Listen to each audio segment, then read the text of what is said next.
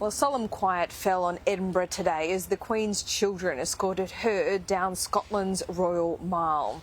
Her only daughter has accompanied Her Majesty on this final journey from the moment she left her beloved Balmoral. Today, Anne, Princess Royal, was joined by her three brothers. The Queen now lays in rest at St Giles Cathedral, members of the Royal Company of Archers keeping vigil. As you can see there, these are live pictures coming to us from the cathedral now. There has been, for the last few hours, a slow and steady stream of people walking through, bowing their heads, nodding with absolute respect for Queen Elizabeth II. This was the scene inside St Giles Cathedral as the day drew to a close. The Queen lay at rest, and her four children mounted a vigil around her coffin. These were live television pictures of a most significant state event. It was a public illustration of a family's private grief.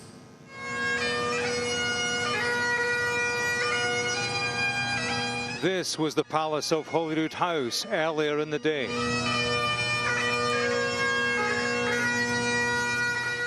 Through time, history has been shaped in this corner of Edinburgh's Old Town. This was how it looked for a monarch and a mother lost. The Queen's coffin was driven up the city's Royal Mile for a service of thanksgiving. Her children walked with her. This was a picture of a sovereign past and present. In one frame, it was a family's grief and a nation's change. The route was lined by several thousand people in a shared ritual of remembrance. And to record history, a day to offer condolences and to bear witness. God bless the Queen! There were isolated shouts as the procession passed by the Canongate Kirk, where the Queen used to attend Sunday service. Her family had gathered privately in the immediate wake of her passing. The journey south the day before had invited wider society to share its feelings. So did this. There was some applause, but this large crowd shared its sentiment powerfully in its silence.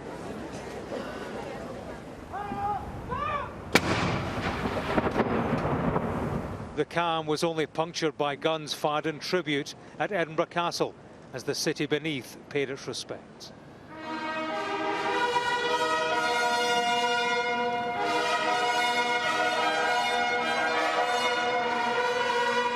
In St Giles Cathedral, it was a service to give thanks. The Prime Minister had travelled north to join a congregation drawn from across Scottish society and politics. For everything there is a season and a time for every matter under heaven, a time to be born and a time to die. Here at the cathedral in the heart of Scotland's capital, they remembered the Queen they knew here. Much has been said about the Queen's contribution to the life of the United Kingdom and the Commonwealth, which meant so much to her. But here in Scotland, we acknowledge with gratitude her deep links with our land and its people. Her love of the Balmoral estate is well known, and being there latterly brought her great comfort. There she was valued as a neighbour and a friend, and there she drew strength and refreshment during the summer months. Following the service of Thanksgiving, the Royal Company of Archers moved forward, the traditional bodyguard with one final duty to watch over their Queen at rest. Here, she had been among people who knew her, some who'd been with her in her final days.